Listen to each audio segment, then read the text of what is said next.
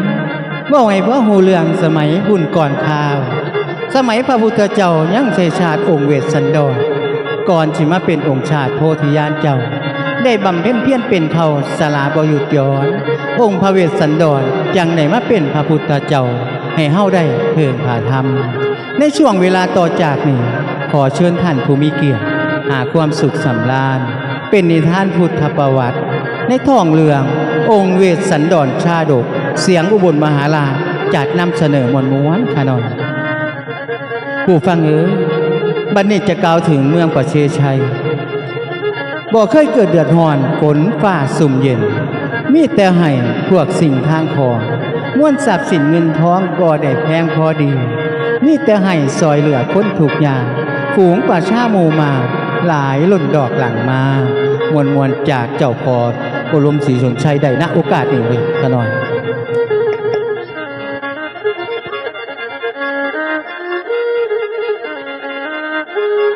มาบาดนี้ละฟังนิทานกำลังเริ่มตำนานเดิมออกมาโอ้เรา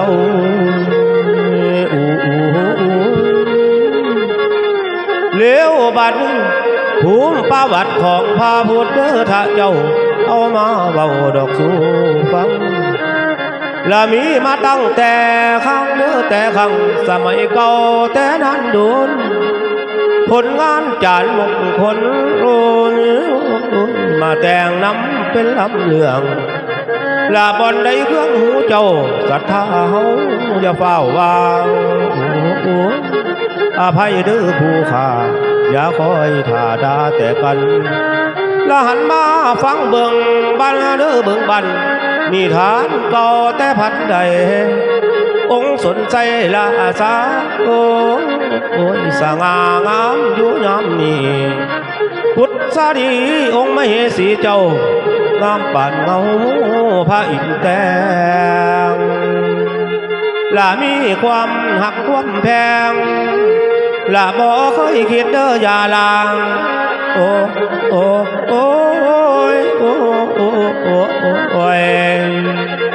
มาแปลงสร้างโอ้พระองค์มาแปลงสร้างโอ้พระองค์แน่ละนอโอ้โอ้โอ้ยโอ้โอ้โอ้โอ้ยละนอสมบูรณ์นามตามเรื่องนิทานธรรมศาสตร์สวมบทบาทองค์สนไส้พ่อเจ้ากษัตริย์เงาผู้นางเมืองฟังนิทานต่อเนื่องเรื่องพระเวสสัตตาแบ่งคาถา13กันเทศ1 วันให้จบสิ้นในพื้นดินแดนไต่ประเสไสจะศาสตร์เก่าก่อนจะเกิดเป็นองค์พระพุทธเจ้าที่เฮาได้นับถือผู้ฟังข้าพระเจ้าเองก็คือองค์สนไส้แห่งกรุงประเสไสพระมเหสีผู้ลือโสมพระนางบุษดีมื้อนี้พอท่านตื่นจากบรรทมพระบ่อล่มกสิประทับพระที่นางถ่าอยู่นี่สากร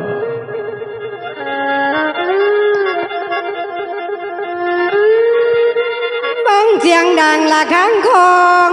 ตีกองห้อมบุญพระเวทพระกเทศเลี้ยงเจ้าฟังเสียงห่าวยาวมาที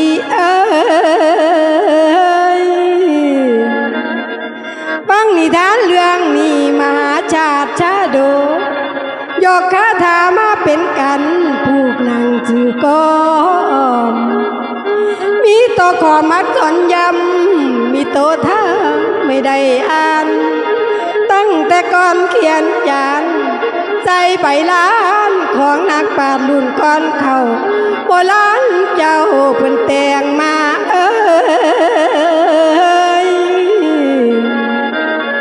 พุทธดีล้มจากฟ้าได้มาเกิดเมืองมนุษย์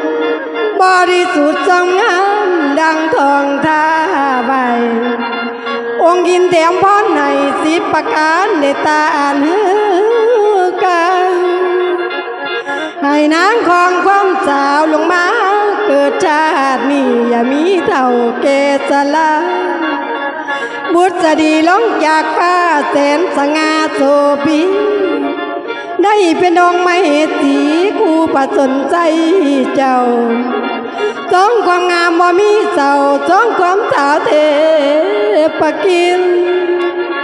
ลาพรใบหนึ่งพันแตงใบเอ้ยให้เคียงกูพระองค์ให้เคียงกูพระองค์เอ้ยละนามบุษดีมาถึงเจ้าพระชนใช้เจ้าพี่บุษดีนอบน้อมบรรท่าใบพี่พระองค์มือนี้จิตตัดสั่งให้บุษดีรับใจจังใดเนาะเพคะ ความสุขจงมีแก่เจ้าท่านพุทธดีเอ้ยมื้อนี้เฮาหน้าที่ของเฮาจะต้องรอคอยองค์พระกลับมาที่พากันหาสาลีขึ้นมาหาเฮาคือเก่าล่ะพุทธดีเอ้ย